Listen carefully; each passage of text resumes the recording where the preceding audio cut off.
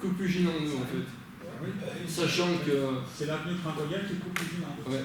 Sachant que les concurrents emprunteront la 2 fois 2 voies entre Albertville et Ugine. Et ça veut dire que la circulation venant d'Annecy sera interrompue et les gorges de l'Arly seront également fermées, puisque entre le passage de Flon et le pont des Notés qui relie Crévolant, on emprunte sur 500 mètres les gorges de l'Arly. Et dans tous les cas de figure, les gorges seront fermées ce jour-là. Et pour les professionnels, bien entendu. Mais c'est une organisation bien supérieure.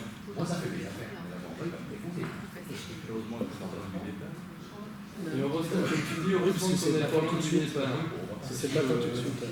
Du côté de Bourg-Saint-Maurice, c'est impacté de midi à 19h45.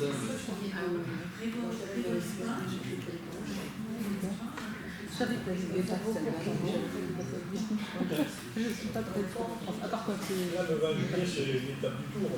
L'étape du tour amateur. Oui. Donc l'étape du tour, ça représente 16 000 concurrents, à peu près 80 nations différentes. Donc en termes d'image, c'est quand même pas mal pour la commune. Sachant que le rond-point sera également décoré par éclat de vie et puis les bricolheureux à partir du 2 juillet.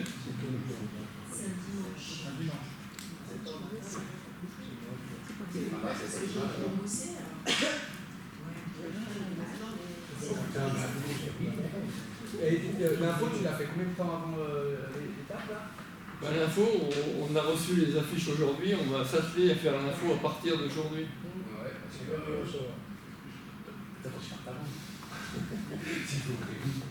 c'est tout est de l'autre côté, toi. On a reçu le mail aujourd'hui, les inscriptions au cas où pour les bénévoles restants se font tout de suite à fond. Parce qu'il faut qu'on réponde à l'ISO le 7, donc aujourd'hui. Et donc, je vais m'appeler à envoyer ça en sortant de la réunion.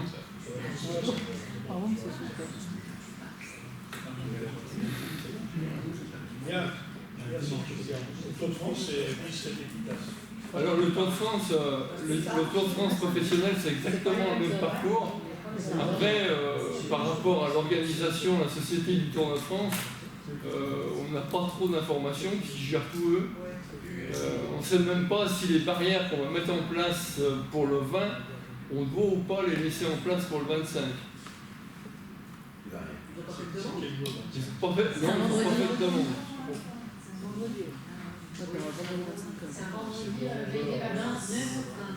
Non, les pros, c'est moins. Les pros, c'est de quelle heure à quelle heure, Christian? Les pros, c'était de 11h45 à 14h30. Oui, parce que sachant que pour les professionnels, il y a le passage de la caravane avant. Et en termes de fermeture de route, ça sera plus drastique que pour les amateurs. Pour les amateurs, la route elle est fermée une demi-heure avant le passage du coureur, alors que pour les professionnels, elle est fermée 3 heures avant le passage du coureur. Parce qu'il faut passer la caravane. Ils balayent la route avant. Non, t'as toutes les caravanes, tous les officiels, et tout qui contient. Le Bob. Cochonneau.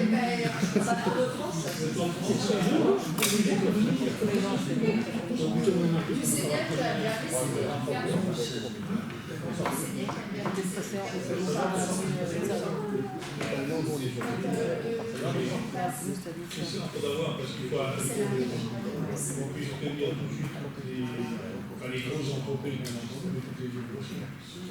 oui, non, c'est le dimanche. mais on y avait pensé, parce que de toute façon, les Gitech ou Framato sont impactés le dimanche, puisqu'ils ont des Il n'y a pas de livraison en France, je crois pas. Il n'y a pas de livraison, mais il y a des salariés qui vont vouloir se déplacer et qui vont être pris dans les bouches. Et puis les Uginois qui doivent sortir pour aller au travail, pareil. S'ils veulent Gitech, ils vont Non, mais tout le monde ne travaille pas à Gitech, malheureusement. Ah, si, ceux qui sont de là-bas qui travaillent côté Là, malheureusement, il faudra prendre ces dispositions. Ouais, mais s'ils sont faits, Il faut les prévenir maintenant, par contre. Hein. Faut prévenir maintenant, parce que c'est un dans un mois. Hein. C'est là.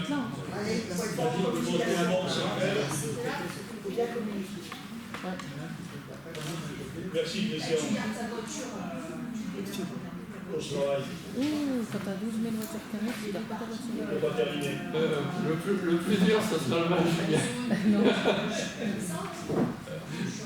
Voilà, donc nous avons un certain nombre de remerciements, comme vous le voyez, soit des subventions, soit des dons, soit effectivement le travail qui a été fait en lien avec le MUSEP et qu'on en remercie également. C'est un peu. oui. Tout est prêt pour le dimanche.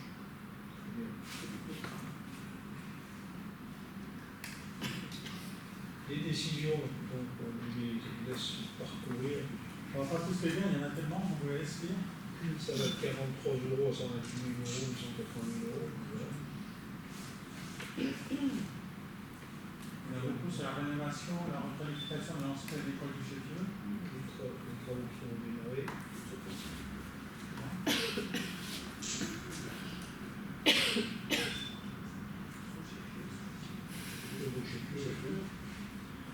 Ce sont tous les lots. Ensuite, il y a le RD 109, ça va être la maîtrise d'œuvre pour la rénovation de la RD 109, c'est à l'Est-Saint-Pénary. Ça, il y a quelques rénovations, requalification de l'ancienne école, on en prend encore. La flotte automobile d'assurance, remplacement du SSI du complexe sportif. Ensuite, on a sur l'aménagement de l'espace santé, c'est une société HTC. Des locations de logements. On a des travaux sur le chemin de Cotaret. Après quelques locations.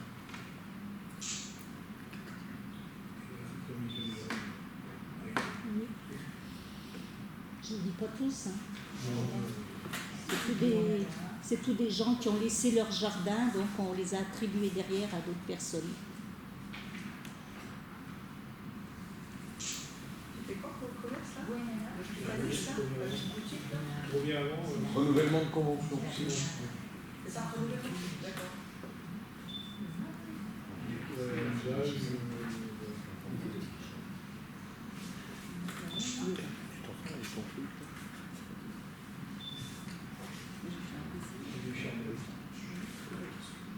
Madame, j'en ai plus, c'est pour la rénovation de l'aire de jeu des Charles. Voilà, la troisième et dernière aire de jeu qu'on rénove. Qui doit se terminer fin juillet. Hein, je disais, Ouais, c'est terminé, c'est terminé. tout va bien. L'aire de jeu du Cotaret est opérationnelle. Pour les enfants. Non, pour les bancs et les copains des salariés. Tu présentes pas. Très bien. La trésorerie, Michel. Donc, point sur la trésorerie, au 16 juin, nous en étions à 5 545 000 euros. Merci. Ensuite, la délibération numéro 1, il s'agit de le procès verbal de la séance du 7 avril. Y a-t-il des questions? Questions, la disposition d'abstention, merci. Délibération numéro 2, c'est Virginie qui nous présente ce dossier. C'est la désignation d'un représentant au conseil de surveillance du centre hospitalier Albertville-Moutier. Le mandat de représentant de la ville du Gine au conseil de surveillance du CHAM d'une durée de 5 ans prendra fin cette année. Il est donc proposé de renouveler M. Moustapha Adou. Très bien. Bon, monsieur. Des questions, des oppositions, des abstentions? Michel. Donc, c'est pour les achats du numérique et de la télécom. On vous propose d'adhérer à la CANUS. La CANUS, ça ressemble à l'UGAC, c'est pareil. Ça permet de simplifier les achats de matériel logiciel et prestations. Ça permet donc de gagner du temps par rapport à l'ancien marché. C'est identique à l'UGAC. Des questions? Des oppositions, des abstentions? Très bien. Sinon. Une délibération, décision modificative numéro 1 sur le budget principal de la commune. Il s'agit d'une DM qui permet d'ajuster certains points, notamment les dotations et participations sur 91 000 €, ce qui permettrait d'abonder les charges de caractère général. On avait également un petit changement à effectuer de l'ordre de 120 000 € entre immobilisation corporelle et opération sous mandat. Cela correspond à tous les travaux effectués par la ville et relatifs à l'eau pluviale. Et enfin des opérations patrimoniales pour 425 000 €, mais opérations blanches, des plus et des moins qui s'équilibrent parfaitement. C'est des jeux d'ajustement entre lignes par rapport à certains travaux de la commune. Merci. Des questions justement budgétaires, des oppositions, des abstentions, très bien. Délibération numéro 5. Donc cette délibération permet de revoir les tarifs de la grille centrale. Donc je vous propose, vous les avez vus, sur le revend en matériel primaire, on est fait à 5,24 en septembre 2024, on propose 5,35. Sur les repas servis unité accueil à 3,57, on passe à 3,65. L'unité enfant, on passe de 1,28 à 1,30. Et les frais de livraison sur Val-Garnier, on reste à 1,20. Merci. Des questions? Je ne vois point. Des oppositions, des abstentions, très bien. Délibération numéro 6, Michel. C'est la prise en charge d'un sinistre survenu le 8 janvier 2025 qui impliquait un employé municipal afin de garder, j'allais dire, un contrat de l'assurance qui soit correct. On vous propose pour ce sinistre qui était de 1410,37 € de le prendre en compte directement sur les finances de la commune. Merci. Des questions? Oui, on est pour cette délibération, mais je voulais simplement, j'espère qu'il n'y aura aucune conséquence sur la prime variable de l'employé qui a fait ça au sein de son activité professionnelle. C'est juste une petite interrogation. Réponse non, mais c'est vrai que quand on regarde comment ça s'est passé, ça pose quand même un problème par rapport, j'allais dire, au professionnalisme du salarié. Comme il l'a fait lui-même, s'il le fait avec sa voiture, il ne le fait pas. Moi, je ne me suis pas renseigné là-dessus, c'est pas non, mais si je voulais savoir, ça peut arriver à tout le monde lors d'une activité professionnelle d'avoir, voilà, c'est sûr, si c'est la 4e fois qu'il l'a fait dans l'année, je comprends. Mais bon, j'espère que vous ne jouerez pas sur sa prime variable. On ne joue pas sur sa prime variable, mais c'est la 4e incident en 2 ans de ce salarié. Pas sur l'année. Sur 2 ans. Ça peut interroger. On laissera le chef de service faire une proposition. Mais bon, ça peut interroger. Juste rappeler, chaque fois qu'il y a un incident de véhicule, tout ça, on reçoit le salarié pour qu'il s'explique et on essaye de trouver des solutions chaque fois qu'on en peut. Donc c'est loin de sanctionner. On essaye d'anticiper. Je le voyais bien comme ça. Merci à vous. Annabelle. Petite série de délibérations. Délibération numéro 7 portant sur la création d'un poste d'adjoint d'animation de catégorie C à temps complet et suppression d'un poste d'adjoint technique catégorie C à temps complet. Vu la délibération numéro 11 du conseil municipal de la ville du Gine en date du 14 juin 2024 portant sur création d'un poste d'adjoint technique à temps complet sur la base de 22,75 h hebdomadaires, soit 65%. Vu la délibération numéro 5 du conseil municipal du 16 septembre 2024 portant sur modification du poste d'adjoint technique créé le 17 juin 2024 et portant la durée hebdomadaire du poste à 47%, soit 16h45. Considérant les nécessités de service, il convient de créer un poste d'adjoint d'animation à temps complet sur la base d'une durée hebdomadaire de 16h45 à compter du 1er septembre 2025. Simultanément à cette création, il convient de supprimer le poste d'adjoint technique à temps complet créé sur la base de 22h75 le 17 juin 2024 et modifié sur la base de 16h45 le 16 septembre 2024. Merci Annabelle. Des questions? Pas d'opposition, d'abstention, merci. Allez. Délibération numéro 8 portant sur la création d'un poste permanent d'agent de maîtrise à temps complet de catégorie C. Considérant les besoins de service, il convient de créer un emploi permanent d'agent de maîtrise à temps complet. L'agent assurera l'émission du poste de référent voirie de festivité et planifiera et organisera la gestion des travaux de la voirie communale ainsi que l'organisation technique et logistique des festivités. Merci. Des questions? Les oppositions, les abstentions, très bien. Portant sur la modification d'un poste d'adjoint technique catégorie C créé par délibération numéro 12 du Conseil municipal du 4 juillet 2022. Vu la délibération numéro 12 énoncée précédemment, portant création d'un poste d'adjoint technique à temps complet sur la base de 19h95 hebdomadaire, il convient de procéder à compter du 1er septembre 2025 à la suppression de l'emploi d'adjoint technique catégorie C à temps non complet à raison de 19h95 hebdomadaire, créé en date du 4 juillet 2022. Il convient simultanément à cette suppression de créer un emploi d'agent technique catégorie C à temps non complet à raison de 18h20 hebdomadaire. Si des questions? Les oppositions, les abstentions, délibération numéro 10. Portant sur la modification d'un poste d'agent technique principal de première classe catégorie C, créé par délibération numéro 9 du Conseil municipal du 20 septembre 2021 et modifié par délibération du numéro 9 du 3 juillet 2023. Vu les délibérations citées et compte tenu des nécessités de l'organisation des services, il est proposé à compter du 1er septembre 2025 la suppression de l'emploi d'agent technique principal de première classe catégorie C à temps non complet à raison de 25h20 hebdomadaire, soit 72%. Il convient simultanément à cette suppression de créer un emploi d'agent technique principal de première classe de catégorie C à temps non complet en raison de 27h65 hebdomadaire, soit 79%.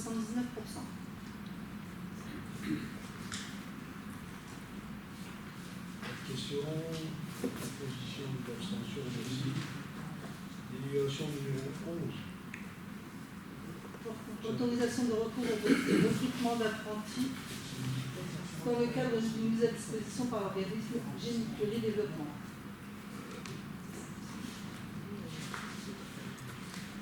Alors, dans le cadre d'accueil d'apprentis au sein des effectifs de la commune, il est proposé d'adhérer à l'association Génie Développement afin de prétendre une prise en charge supérieure du coût lié au recrutement d'apprentis à compter du 1er septembre 2025. Génie Développement est un regroupement d'employeurs qui a pour objectif de développer quantitativement et qualitativement les emplois dans la région Auvergne-Rhône-Alpes. Ainsi, le ou les candidats sélectionnés pour les postes d'apprentis ouverts par la ville d'Ugine seront recrutés directement par Génie Développement. Une convention de mise à disposition sera rédigée entre chaque apprenti, Génie Développement et la ville d'Ugine. La ville reste en charge de la procédure de recrutement et de la sélection des candidats. Une adhésion annuelle de 200 € sera à la charge de la ville d'Ugine. Une refacturation mensuelle sera élaborée par l'organisme Génie Développement et transmise chaque mois. Elle comprendra le montant de la rémunération de l'apprenti, les charges sociales et fiscales courantes, les frais annexes et le recrutement de l'apprenti, ainsi que des frais de gestion d'amortissement mensuel de 210 € par contrat. Merci. Des questions? Non, moi j'ai juste une interrogation sur Génie Développement afin de prétendre à une prise en charge supérieure pour les coûts liés au recrutement d'apprentis à compter du 1er septembre 2025. Ils sont subventionnés par la région, non? Comment ça marche?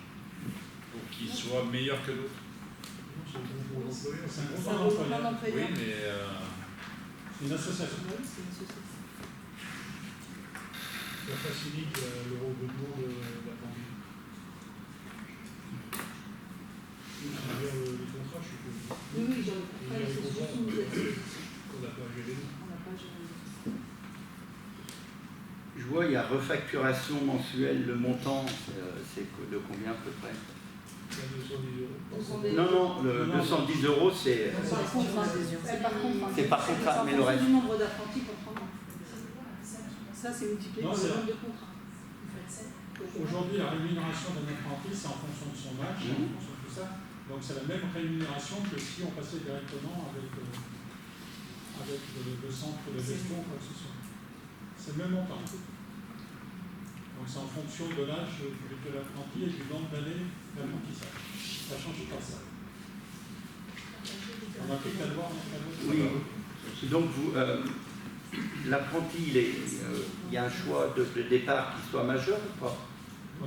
Non, mais la seule avantage ici, c'est que la prise en charge de la formation est prise en compte ici, alors qu'aujourd'hui, sur le centre de gestion, ils ne prennent qu'un seul apprenti de la formation, après ils ne prennent plus rien.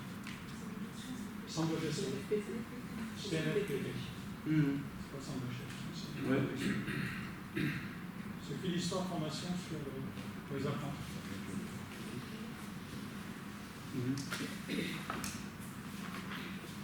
Et en général, les apprentis qui sont pris par la commune, ils sont embauchés ou pas? Ça peut être variable, mais globalement. Globalement, on va dire plutôt non que oui. Plutôt non que oui. Parce qu'on en prend souvent sur les espaces verts. Aujourd'hui, on n'a pas de demande en espace vert. On prend des apprentis pour les mettre dans le circuit du travail. On va prendre également un apprenti sur l'administratif au niveau de l'héritage. On n'en aura pas besoin, sauf si quelqu'un s'en va. Dans le cas où personne prend sa retraite ou démissionne, l'idée, c'est pas de les embaucher directement. C'est de leur donner, de les mettre dans le circuit du travail. J'espère que ce n'est pas une idée de turnover comme on a vu beaucoup d'entreprises dans l'hôtellerie font ça, ils prennent quelqu'un et puis parce qu'ils bénéficient de beaucoup d'aides et puis ils ont besoin de quelqu'un, ils rompent le contrat, ils en remettent un autre. J'espère qu'on n'est pas dans ce cas de politique à notre DRH. Un apprenti doit être accompagné toute sa journée. Oui, je sais. Ça veut dire que la ville doit payer un salarié en plus qui doit accompagner l'apprenti. Donc à la fin, ça coûte plus cher que si on avait laissé un salarié. On n'a pas de subvention, c'est clair. Et ceci dit, c'est bien qu'on le fasse parce que c'est de plus en plus dur pour les jeunes de trouver des maîtres de stage. Et il y en a beaucoup qui arrêtent d'ailleurs leur apprentissage parfois parce qu'ils ne trouvent pas d'entreprise. Et je peux vous dire qu'en ce moment, moi je vois tous ceux qui ont l'Azamoutis, ils galèrent beaucoup là. Oui, mais ça je sais, je me suis occupé d'apprentis, même vous avez une qualification de travailleurs handicapés, on sait très bien. Mais on sait qu'il y a des dérives aussi, et puis je ne voudrais pas cautionner. Eric regarde le turnover